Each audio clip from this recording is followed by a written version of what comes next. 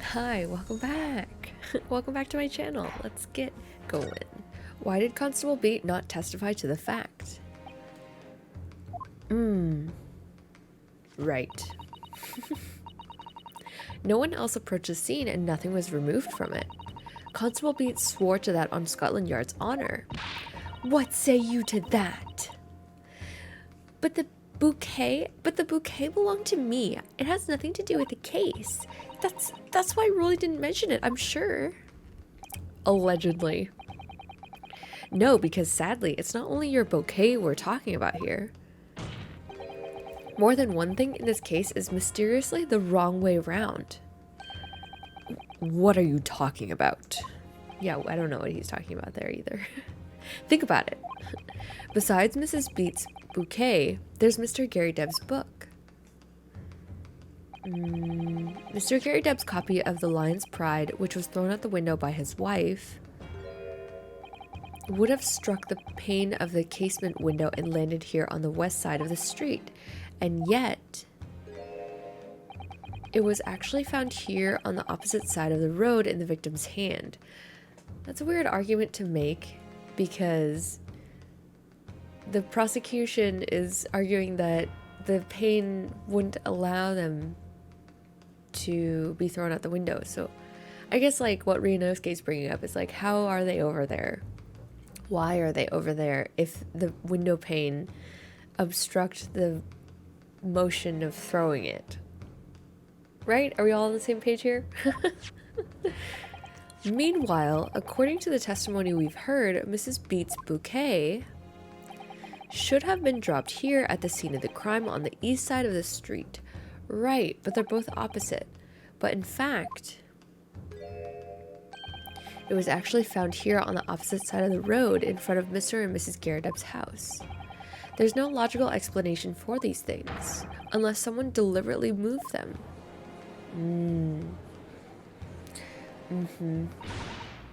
What are you trying to say? The way you're talking, it sounds like you think my Rolly's done something wrong.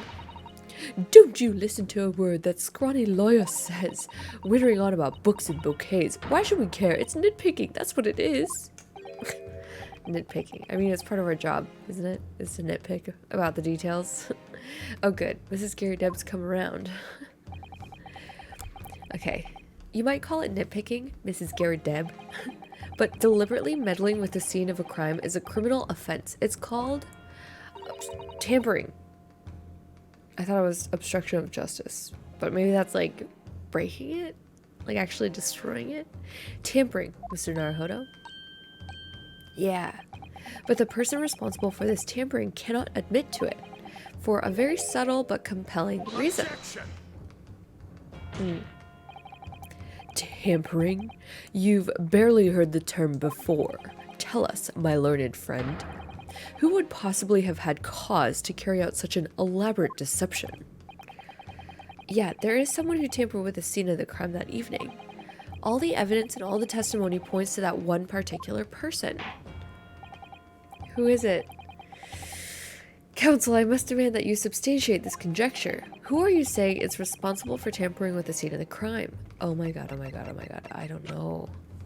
It has to be Rolly, right? Because, like, he was the one who was trying to hide about the rose.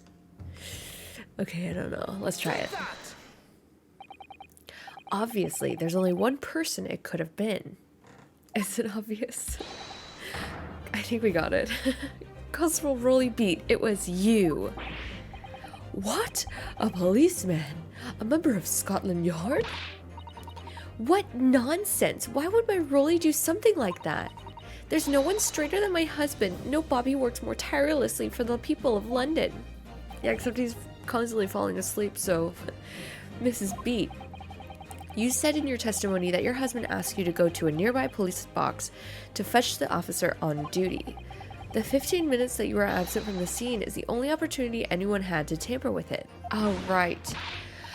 You're making it up. It's all nonsense. It's all lies. What about that Japanese man with the whiskers? I bet it was him. He did it. Okay. Right. If that was If that was true, Constable Beat would have seen him do it. Oh. And forgive me for pointing it out, but when you dropped your bouquet, Mrs. Beat, it was after the defendant had fled the scene. Yeah, idiot. Objection. First, you make accusations about the landlord and his wife, and now you incriminate a policeman as well? But your accusations lack one very important thing. What? You claim the crime scene was tampered with, but there is only one reason anyone would commit such a reckless crime: to hide something.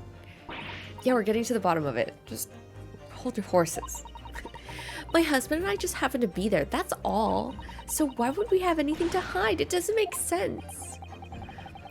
You've offered no motive for this alleged tampering, and until you do, your accusations are nothing but empty threats.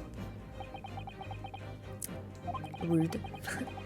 Constable Beat had a very good reason for wanting to tamper with the scene of the crime. That's the key to this entire affair. Mr. Naruhodo, have you managed to solve this mystery?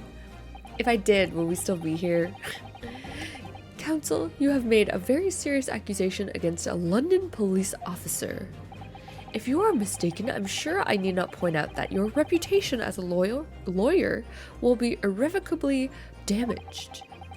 With that stark warning in mind, you will now explain to the court the motive for this alleged tampering. Yes, we got this. We can do it. Right. Okay, Constable Beat's motive for tampering with the crime scene was to hide. Ooh. Where the book fell, where the bouquet fell, and where the victim fell.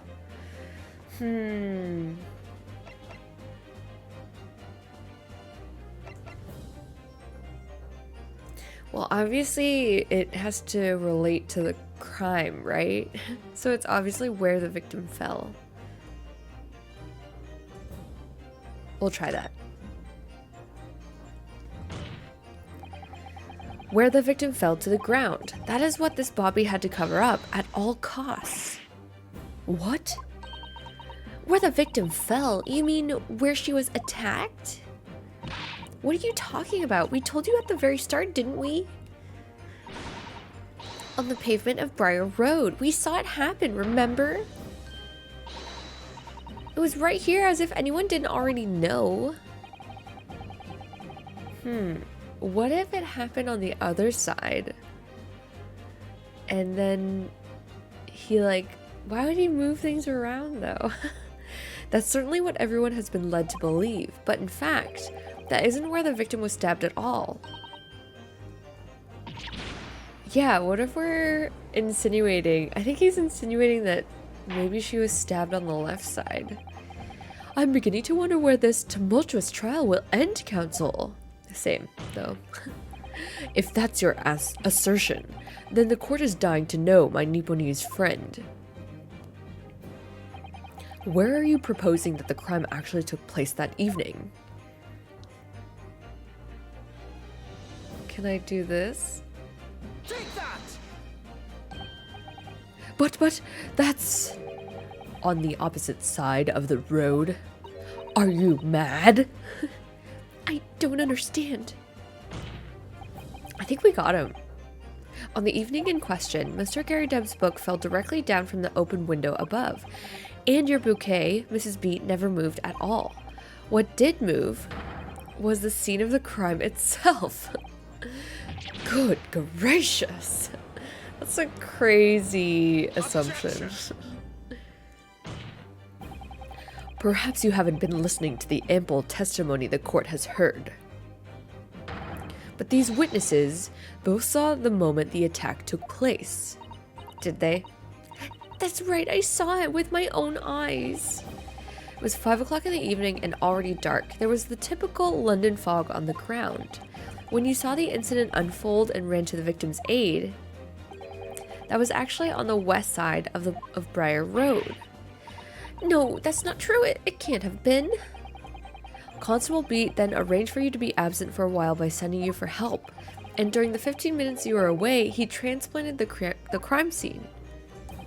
He moved all the things shown in this print, the victim herself, the 4 books. He moved everything, in fact, to the pavement on the east side of Briar Road.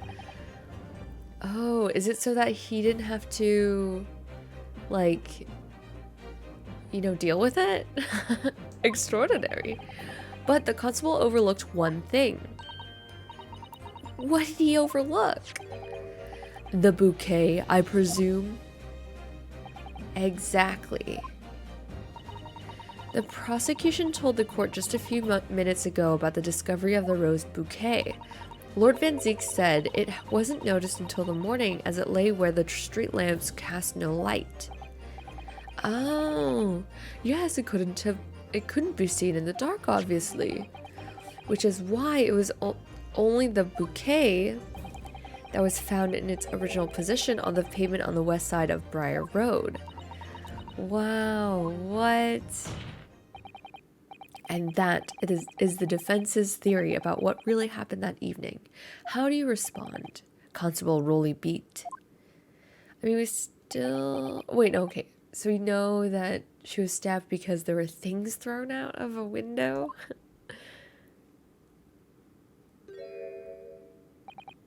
Well, I'm very sorry. I didn't mean to nod off again, but I haven't slept properly in a month. Did I miss anything important? Oh, Rolly, it isn't true, is it? What that lawyer said is all lies, isn't it? I know it is, because you're the most upstanding, righteous man I know. Allegedly. Supposedly. I had a dream. A terrible dream. All the things I did that night. Everything come out. Everything exposed.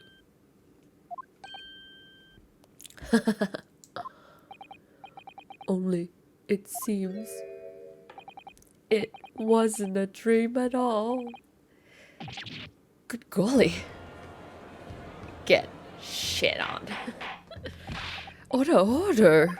What on earth is the meaning of all this? Oh, Rolly, why? Why would you do something like this? Moving a corpse is a criminal offense, isn't it? Yeah, he just didn't want to deal with it on his beat. Wishing the victim dead should be one too. Constable, explain yourself. Why would you do this? As a respected member of Scotland Yard, your duty is to protect the good people of London town. I can't say, sir. What? I really am ever so sorry about all this, but for damaging the Yard's reputation, for everything. Say sorry to the lady who's in the hospital. I have a possible explanation. For why on that particular evening, Constable Beat felt compelled to move the scene of the crime. Right. I can think of one reason. What? How could you possibly know? You, a foreigner, presuming to understand the mind of a Scotland Yard policeman? And yet Lord Van Zeeks, it is this foreigner who has uncovered the startling truth of the matter thus far. That's right. I believe it would be beneficial to the court to hear this extraordinary young lawyer's theory. He called us extraordinary. Counsel for the defense, if you please. Nice. Now then, I think you had better show us some evidence. Oh, evidence. Ooh. England, Japan, it makes no difference where you come from. Human emotions are the same. And I think I have a fairly good idea of the feelings behind this man's actions. What gives away the motive for Constable Beat's unthinkable actions? Let's see. A policeman will strive to preserve the peace within his allotted beat. A patrolling officer is expected to walk 20 miles. Any crimes fall under the jurisdiction of the beat in which they're discovered. And when a crime is discovered on his beat, a policeman must assist with initial investigations and help detectives. Okay, it has to be the second one. Has to be. We'll present it. Take that! Hopefully. I realize that I'm a foreigner in this land, and I have only just arrived from Japan. which is why all this information about London's so-called bobbies is completely new to me. I've learned that, though honorable, patrolling the beat is the most demanding work in the world, for example. Keeping the peace, looking after the citizens on his beat in all kinds of ways. There's no doubt that the young Bobby is charged with a great deal to do each day, certainly. But for Constable Beat, the day in question was special. Special? How? We've been talking about it this whole time. On account of this bouquet, my lord. Oh yes, it was our very first wedding anniversary. Yeah. Constable Beat had worked so hard to be able to afford this simple gift for his wife, and was so looking forward to taking her out for a celebratory meal, when he and Mrs. Beat stumbled upon a crime along Briar Road. Right. When he saw that shadowy figure through the fog collapse on the pavement ahead of them. What must have gone through the man's mind? But sir, just on that one particular day, I was looking forward to celebrating my wedding anniversary. Mrs. Beat puts up with a lot being married to a bobby like me. I wanted to show my dear wife how much I care. Right. Right. This is the warrant card that Constable Beat offered to lend to me earlier. Inside, among the rules for patrolling policemen, it says, when a crime is discovered on his beat, a policeman must assist with initial investigations and help detectives. Oh, Constable Beat. Is that not the reason why you moved the whole scene of the crime that day? Yes. Everything you said, it's all right. It's okay. So, that's it. It was all to do with the boundary of your beat. Right. Exactly. To summarize, the incident actually occurred on Constable Beat's beat. Good gracious. Constable, do you realize the gravity of what you have done? Oh, this is really sad. This just got really sad.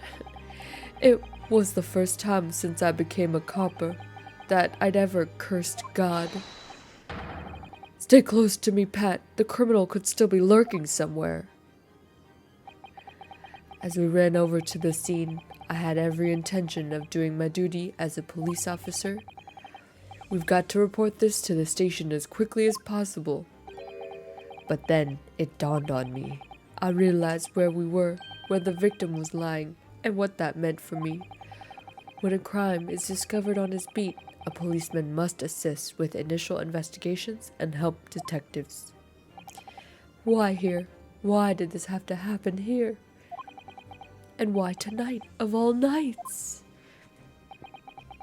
Why? It's kind of sad.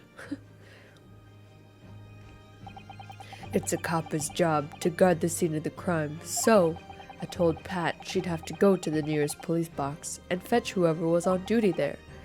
It was then, when I opened my mouth to speak, it just came out. I couldn't believe the words that were coming out of my own mouth. This is the next beat to mine, Pat, so you'll have to go to the police box that covers it. Turn right along Meerschaum Street and then... Oh. 3 silences. Oh.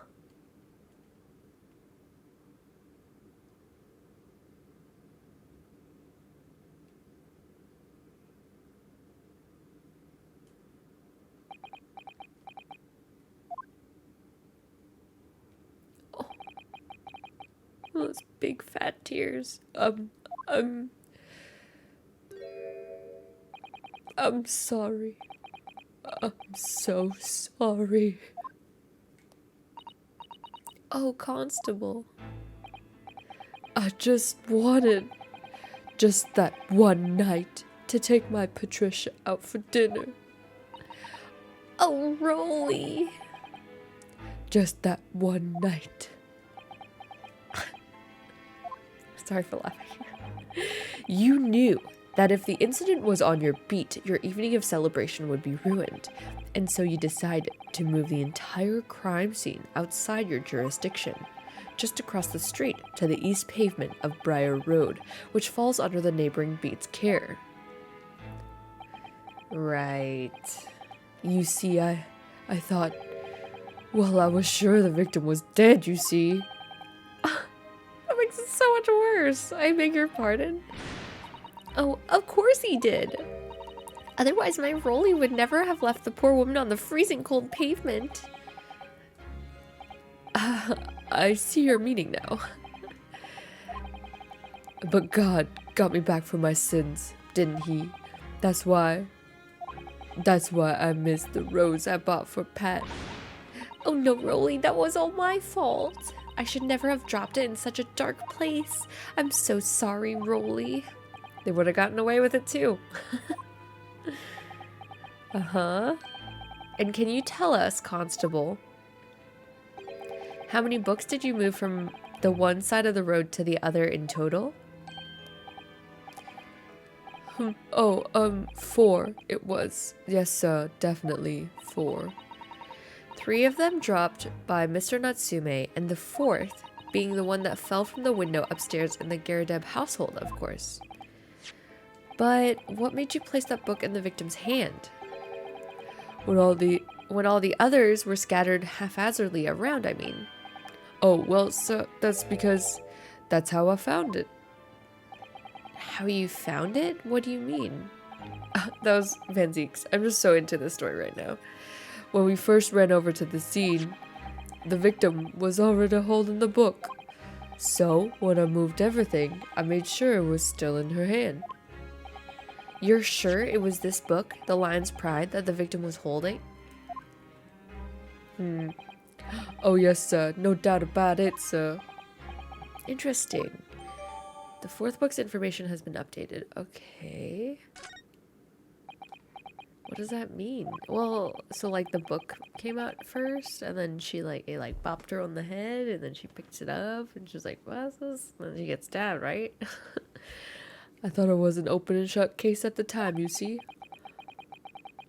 There were only the 2 people at the scene, and Pat and me both saw it happen. However, which way you look at it, it had to be the fellow who ran off who done it, I thought. Obviously. I couldn't see the harm, really. I didn't think moving it at all over the road would make a jot of difference. I suppose this is it for me now. I've had it. My lord. Yes, Lord Wendy? I believe that concludes the cross-examination of the witnesses. Okay. Constable, you may withdraw. Yes, sir. Mr. Prosecutor, sir? What will become of my Rolly? What will happen to him? Well, he's fucked. For now, you are free to go home. The police will contact you in due course. Please don't punish my husband. This was all my fault.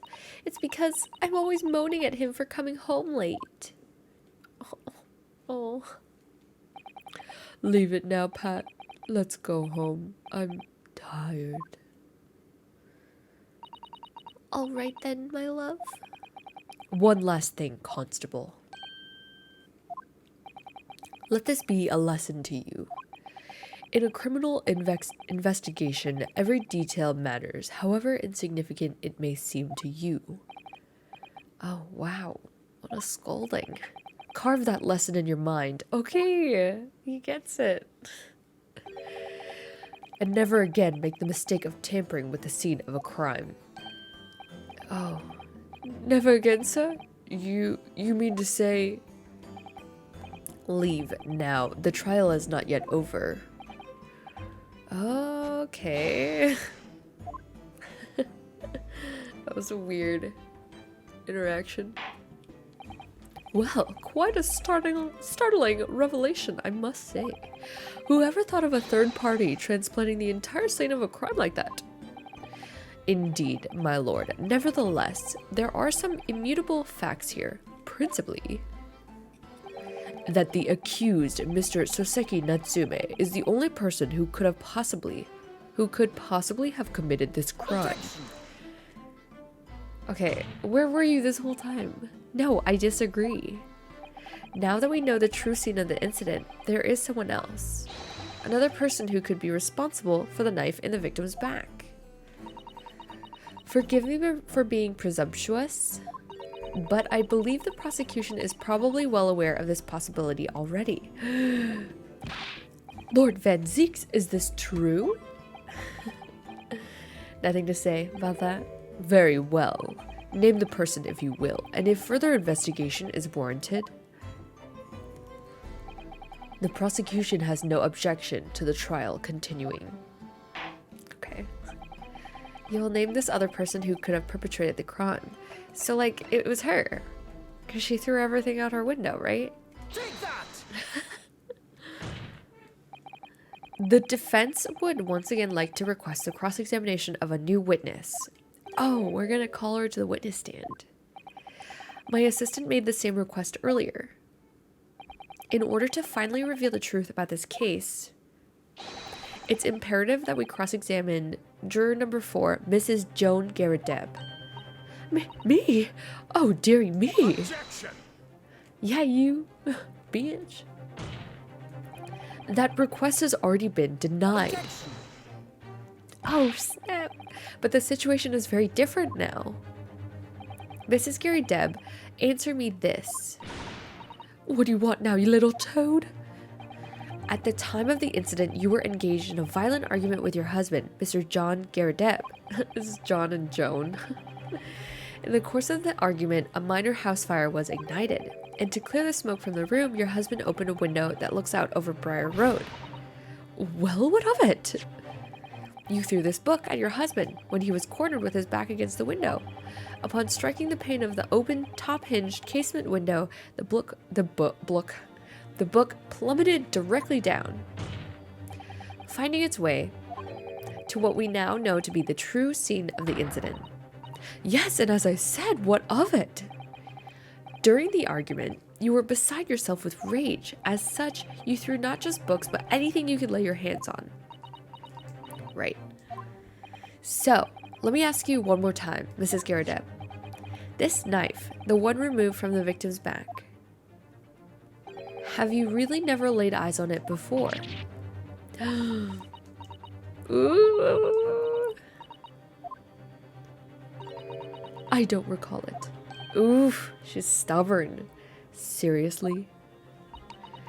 Am I supposed to remember everything I picked up and threw at my husband? And anyway, the man over there in all that regalia said members of the jury needn't testify, didn't he? Conveniently, yes. Oh. No, I have no recollection of saying that at all, juror number 4. Oh. Make no mistake, your jurors are not special. You jurors are not special in any way. You are not immune to the judicial process. If you know something about this knife, madam, let the truth come out. But that's a common or garden knife. It could have come from anywhere. We have several like that at home. If one went missing, how would you expect me to know? What's that? Are you joking? What are you saying, please, Mrs. Garrett-Deb? What is she saying? I don't even know. No, listen to me. We're gonna end the video here. Thank you so much for watching. I hope you enjoyed it. Don't forget to subscribe to my channel for more content, and I will see you in the next one. Thanks. Bye, guys.